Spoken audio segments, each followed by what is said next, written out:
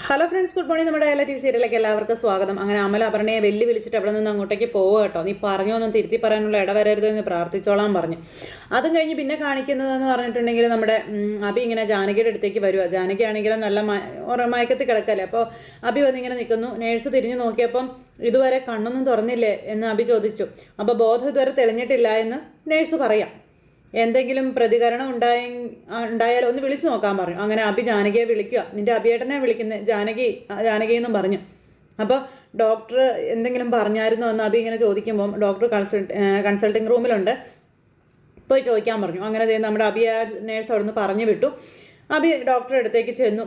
ജാനകിയുടെ 2 സർജറിയും കഴിഞ്ഞില്ലേ മാഡം, ഇനിയും ആരും ഒന്നും വിട്ടു പറയാത്തത് എന്താ എന്ന് അബി ചോദിക്കുക. ജെയിംസ് സാർ മുഖം തരാതെയാ പോയിരിക്കുന്നത്. എന്താ സാർ എന്താ മേഡം എന്ന് ചോദിച്ചു.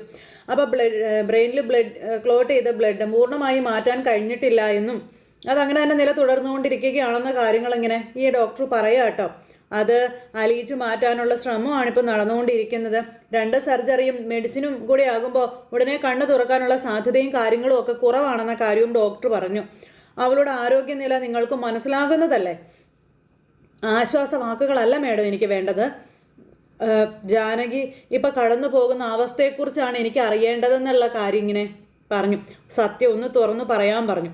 ഇപ്പോഴും അബിക്കൊരു പ്രതീക്ഷ തരാൻ ഞങ്ങൾക്ക് കഴിയില്ല. അതാണ് ശരിക്കും സത്യമായിട്ടുള്ള കാര്യമെന്ന് ഡോക്ടർ പറയുക. ഏത് നിമിഷവും എന്തും സംഭവിക്കാം എന്നുള്ളൊരു നിലയിലാണ് ജാനകി ഇപ്പോഴും തുടർന്നുകൊണ്ടിരിക്കുന്നതെന്നും പറഞ്ഞു. അതും കൂടെ കേട്ട് കഴിഞ്ഞപ്പോൾ അബിക്ക് ഭയങ്കര ടെൻഷൻ. ഇത്രയൊക്കെ ചെയ്തിട്ടും ആശാവഹമായ ഒരു പുരോഗതിയും ജാനകിയുടെ കാര്യത്തിൽ ഉണ്ടായിട്ടില്ല എന്ന് പറയും. അപ്പോൾ അവളെ രക്ഷപ്പെടുത്താനായിട്ട് കഴിയില്ലല്ലേ മാഡം, എന്നിട്ടാണോ കണ്ണ് തുറക്കാൻ വൈകുന്നു എന്ന് നിങ്ങൾ പറയുന്നത് എന്ന് അബി ഡോക്ടറോട് ചോദിച്ചു. അതൊക്കെ കേട്ട് ഡോക്ടറും ഉത്തരം മുട്ടി ഇങ്ങനെ നിൽക്കുക. അബിയാണെങ്കിൽ ആകെ തകർന്ന് തരിപ്പണമായിട്ട് നിൽക്കുക. അവളില്ലാതെ ഞങ്ങൾക്ക് ജീവിക്കാൻ പറ്റില്ല എന്നൊക്കെ പറഞ്ഞ് അബി ഡോക്ടറോട് ഇങ്ങനെ തൻ്റെ സങ്കടങ്ങളെല്ലാം പറയുന്നുണ്ട്. ഈ സമയത്ത് പിന്നെ നിരഞ്ജനയും അതുപോലെ നമ്മുടെ അമലും സങ്കടപ്പെട്ട് തന്നെ അവിടെ അങ്ങനെ ഇരിക്കുക. തകർന്നു നിൽക്കുന്ന അബിക്കരികിലേക്ക് ഇവർ ചെന്നു. ഡോക്ടർ പറഞ്ഞ കാര്യങ്ങളും ചോദിച്ച കാര്യങ്ങളെല്ലാം പരസ്പരം അങ്ങോട്ടും ഇങ്ങോട്ടും ഷെയർ ചെയ്യുകയും ചെയ്തു. അത് കഴിഞ്ഞപ്പോഴത്തേക്കും നമ്മുടെ നിരഞ്ജന ഏട്ടൻ ധൈര്യമായിട്ടിരിക്കാൻ പറഞ്ഞ് സമാധാനിപ്പിക്കാം, അബിയേട്ടൻ ഒന്നും ഓർത്ത് വിഷമിക്കണ്ട എന്നൊക്കെ പറഞ്ഞു. അപ്പോൾ അവരൊന്നും പറയുന്നില്ല, അവർക്കൊരു പ്രതീക്ഷയില്ലെന്നും പറഞ്ഞാണ് അബി ഇവരുടെ മുന്നിൽ സങ്കടപ്പെടുന്നത്. അങ്ങനെ അബി പറഞ്ഞ കാര്യങ്ങളെല്ലാം ഇവരുമായിട്ട് ഷെയർ ചെയ്തു.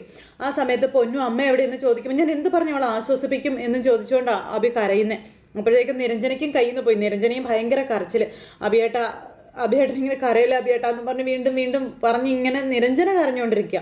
അങ്ങനെ അവരാകെ തകർന്ന് തരിപ്പണമായിട്ട് ഇങ്ങനെ നിൽക്കുക. അബിയേട്ട തമ്പിയല്ല അത് ചെയ്തത് തമ്പിയുടെ മകള് തന്നെയായിരിക്കുമെന്ന് നിരഞ്ജന നേരം പറഞ്ഞു. തമ്പി അവളെ അറിയിച്ചോന്ന് പോലും എനിക്ക് സംശയമുണ്ട് എന്ന കാര്യമൊക്കെ ഇങ്ങനെ പറയുക ഇവര്. അതൊക്കെ കേട്ട് കഴിഞ്ഞപ്പോൾ ഉണ്ടല്ലോ ഭയങ്കര ആ ഒരു ഇതിൽ ഇങ്ങനെ നിൽക്കുക.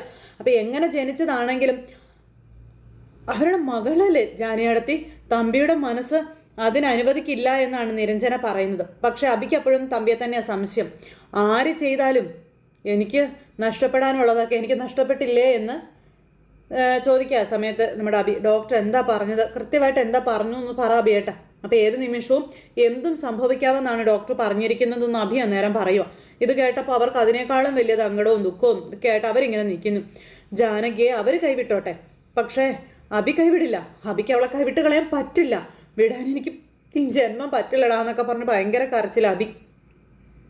അവർ രണ്ടുപേരും അബിയുടെ ഓരോ വാക്കുകളും കേട്ട് വിഷമിച്ച് നിൽക്കുക. അവൾ എവിടെ പോയാലും കൂടെ ഞങ്ങളും ഉണ്ടാകുമെന്ന് പറഞ്ഞ് അബി ഇങ്ങനെ പറയാം. ഈ ഒരു സമയത്ത് പിന്നെ കാണിക്കുന്നത് അപർണയും അതുപോലെ ഈ അജയും കൂടെ അവിടെ നിന്ന് സംസാരിക്കുക. അപ്പോൾ ഞാനിങ്ങോട്ട് വരുന്ന വഴിക്കാണ് വിവരങ്ങൾ അറിഞ്ഞത് എന്നും പറഞ്ഞ് ഇവർ തമ്മിൽ. അപ്പം ക്രിട്ടിക്കൽ സ്റ്റേജിലാണെന്നുള്ള വിവരം മാത്രമേ എനിക്ക് അറിയുകയുള്ളൂ എന്നും ആക്സിഡൻറ്റിൻ്റെ ഉത്തരവാദിത്വം ഇതിനകം അച്ഛൻ്റെ തലയിൽ കെട്ടിവെച്ച് കഴിഞ്ഞുവെന്നും ഈ അപർണ പറയുക. അത് സ്വാഭാവികമായിട്ടുള്ള കാര്യമല്ലേ എന്ന് അജയ് അന്നേരം അപർണയോട്. മർഡർ അറ്റംപ്റ്റ് ആണല്ലോ, അപ്പം പിന്നെ അതങ്ങനെയല്ലേ വരൂ, ഞങ്ങൾക്ക് അതുമായി യാതൊരു ബന്ധമില്ല അജയ് എന്ന് അപർണ പറയുക. അപ്പം തന്നെ ഞാൻ അച്ഛനെ വിളിച്ചതാ, വൈകിട്ട് അജയും കൂട്ടി കേസിൻ്റെ കാര്യങ്ങൾ സംസാരിക്കാൻ വീട്ടിലോട്ട് ചെല്ലാനാണ് എന്നോട് പറഞ്ഞതെന്ന് അപർണ അജയോട് പറയാം. അപ്പം ഇവർ സംസാരിക്കുന്നത് കേട്ടുകൊണ്ടാണ് പൊന്നുകുട്ടി അതുവഴി വരുന്നത്. ജാനകിക്കോ അഭിക്കോ ശത്രുക്കളായി ആരോ ഉണ്ടെന്നും പിന്നെ അവരത് ഞങ്ങളുടെ തലയിൽ കെട്ടിവെച്ച് രക്ഷപ്പെടാൻ വേണ്ടി നോക്കിയതാണെന്നും സംസാരിച്ചുകൊണ്ട് നിൽക്കുന്നു. അപ്പോൾ സ്പോട്ടിൽ വെച്ച് മരിക്കാത്ത സ്ഥിതിക്ക് രക്ഷപ്പെടാനും ഉള്ള സാധ്യതകൾ കൂടുതലാണ്. രക്ഷപ്പെടുമെന്ന് ഉറപ്പാ. അപ്പം പൊന്നുകുട്ടി പുറകിൽ വന്ന് നിന്നത് മുഴുവൻ കേൾക്കുക.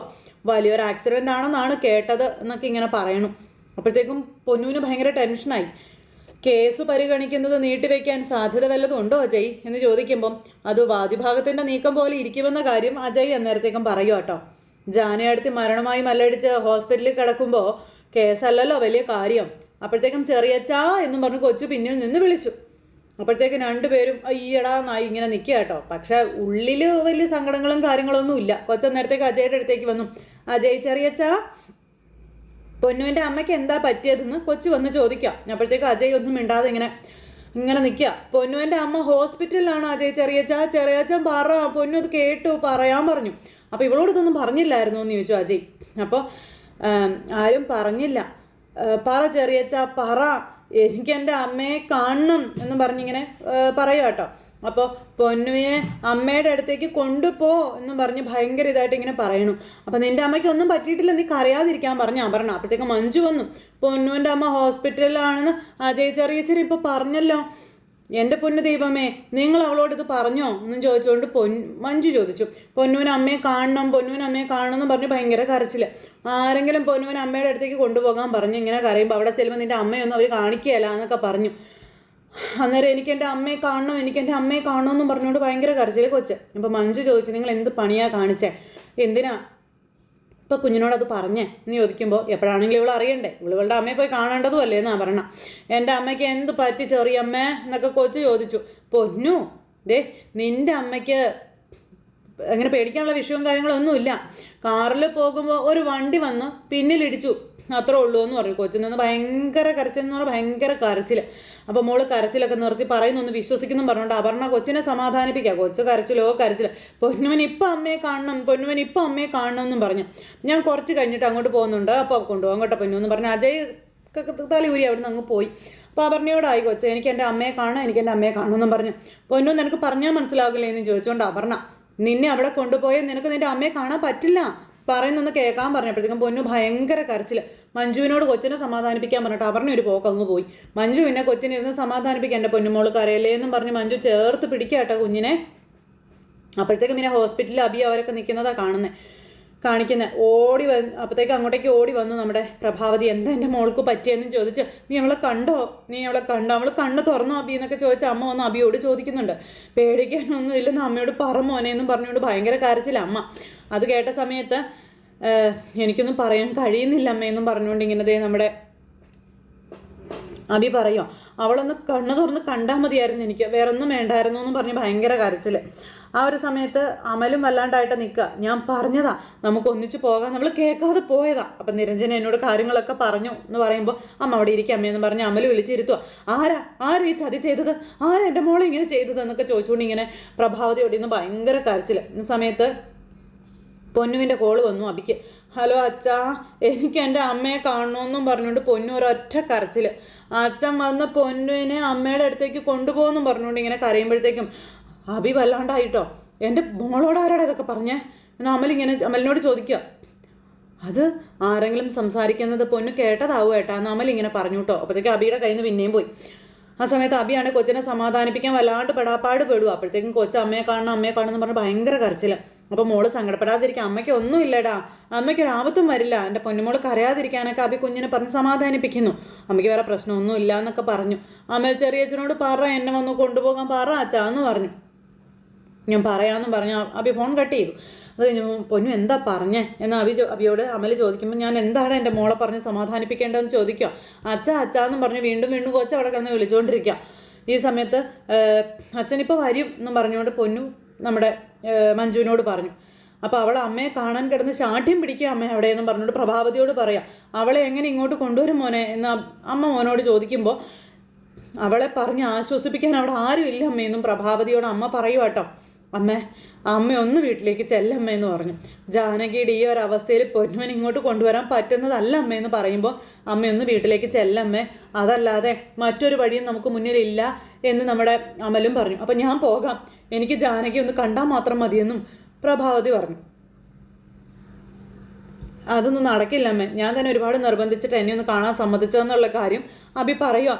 അവളെ ഒന്ന് കാണാതെ എങ്ങനെയാണ്ടാ ഞാനിവിടെ നിന്ന് പോകുന്നതെന്നും ചോദിച്ചാൽ പ്രഭാവതി കരയുന്നത്. അപ്പം അമ്മ ചെല്ല്, ജാനയടത്തി ഒന്ന് കാണാൻ കഴിയുന്ന സമയം വരുമ്പോൾ അമ്മ വന്നാൽ മതി എന്ന് പറഞ്ഞു. അങ്ങനെ പ്രഭാവതി അളകാപുരിയിലേക്ക് പറഞ്ഞു വിടുക മക്കളെ രണ്ടുപേരും കൂടി. അങ്ങനെ അമലിനോട് പറഞ്ഞ് അമ്മയെ കൊണ്ടുവിടാൻ. അങ്ങനെ അവർ പോയി കേട്ടോ. അവർ രണ്ടുപേരും കൂടെ പോയി കഴിഞ്ഞപ്പോഴത്തേക്കും നമ്മുടെ സക്കീർ ഭായ് ഇങ്ങോട്ടേക്ക് വന്നു. ബാംഗ്ലൂരിലേക്ക് അവരെല്ലാവരും ഷിഫ്റ്റായി എന്നുള്ള കാര്യം വീട് നോക്കുന്ന ആൾ പറഞ്ഞു എന്ന കാര്യം സക്കീർ ഭായ് വന്ന് പറയുന്നു നകുലിനെ പറ്റി അബിയോട്. അത് ഉറപ്പാണോ സക്കീർ ഭായ് എന്ന് ചോദിക്കുമ്പോൾ അതെ, വീട് പൂട്ടിക്കിടക്കുകയാണെന്ന കാര്യവും പറഞ്ഞു. വീടിനെതിരെയുള്ള സ്റ്റിച്ചിങ് സെൻറ്ററിൽ അന്വേഷിച്ചപ്പോൾ അവിടുത്തെ താമസക്കാർ പോയി എന്ന് പറഞ്ഞെന്ന കാര്യവും സക്കീർ ഭായ് പറഞ്ഞു. അത് കേട്ടപ്പോൾ ഇനി വല്ല ഹോട്ടലിലോ മറ്റോ അവൻ റൂം എടുത്ത് പ്ലാൻ ചെയ്തതായിരിക്കോ എന്നൊക്കെ അബി ഇങ്ങനെ ചോദിക്കുക. നകുലിൻ്റെ കോണ്ടാക്ട് നമ്പർ വെച്ച് നമ്മൾ എങ്ങനെ അന്വേഷണം നടത്താനാണ് എന്ന് സക്കീർ ഭായ് ചോദിക്കുക. അവൻ ബാംഗ്ലൂരിൽ തന്നെയാണ് എന്ന് വിശ്വസിക്കാനേ നമുക്ക് കഴിയുകയുള്ളൂ എന്നും സക്കീർ ഭായ് അബിയോട് പറഞ്ഞു. നാട്ടിലുള്ള ആരുമായിട്ടും അവന് കോണ്ടാക്റ്റും കാര്യങ്ങളൊന്നും ഇല്ല. പിന്നെ നമ്മൾ എന്ത് വിചാരിക്കും? ആ സമയത്ത് നകുലിന് ഇതിൽ പങ്കില്ല. അവൻ്റെ സ്വഭാവം വെച്ചിട്ട് നശിപ്പിച്ച് കളയാനല്ല ശ്രമിക്കാം, അതിനെ വെച്ച് ആനന്ദിക്കുകയാണ് അവൻ ചെയ്യുന്നതെന്ന കാര്യം പറഞ്ഞ് ഈ അബി ഇങ്ങനെ പറയുക കേട്ടോ. ജാനകിയെ കൊന്നുകളയാൻ നകുലൻ ഒരിക്കലും തയ്യാറാവില്ല എന്ന കാര്യവും പറഞ്ഞു. ആ ഒരു സമയത്ത് ഈ നമുക്ക് ഒരു സംശയത്തിൻ്റെയും ആവശ്യമില്ല. ഒന്നെങ്കിൽ തമ്പി അല്ലെങ്കിൽ മകൾ. ഞാൻ സാധ്യത കാണുന്നത് തമ്പിയിലാണെന്ന് സക്കീർ ഭായ് പറഞ്ഞു. വീട്ടിലിരുന്ന് ഒരു ഫോൺ വെച്ച് അപർണയ്ക്ക് ഇങ്ങനൊരു ഓപ്പറേഷൻ ചെയ്യാൻ ഒരിക്കലും കഴിയില്ല എന്നും ഫീൽഡിൽ ഇറങ്ങി കളിക്കുക തന്നെ വേണമെന്നും പറഞ്ഞു. നല്ല കോണ്ടാക്റ്റുകളും ഉണ്ടാവണം. അവളുടെ കാര്യത്തിൽ നമുക്ക് അങ്ങനെ തന്നെ കരുതാം സക്കീർ ഭായ്. തമ്പി തന്നെയാണ് എല്ലാം ചെയ്തിരിക്കുന്നത്, അതെനിക്ക് ഉറപ്പായ കാര്യമാണെന്നും അബി സക്കീർ ഭായിയോട് പറയുന്നു. അവൾ അറിഞ്ഞു കാണാനുള്ള സാധ്യതയൊക്കെ വളരെ കുറവാണെന്ന് പറഞ്ഞപ്പോൾ ഏയ് തമ്പി എല്ലാം മകളോട് പറയുന്നതല്ലേ, മകളെ ഒളിച്ച് തമ്പിക്ക് ഒരിടപാടുകളും കാര്യങ്ങളും ഇല്ലല്ലോ.